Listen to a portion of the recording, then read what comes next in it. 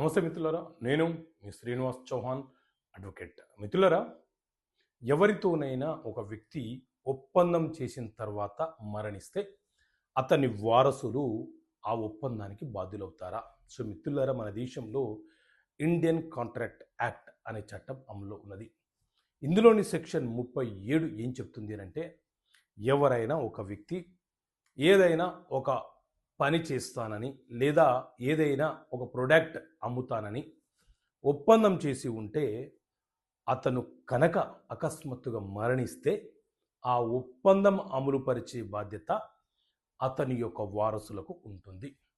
అంటే ఆ వారసులు ఎంత నిష్పత్తిలో ఆ తండ్రి యొక్క ఆస్తులను పంచుకునే హక్కులను కలిగి ఉంటారో ఆ తండ్రి చేసినటువంటి ఒప్పందాలను కూడా అమలుపరిచే బాధ్యతను కలిగి ఉంటారు. ఇది ధర్మం అని చట్టం చెబుతుంది.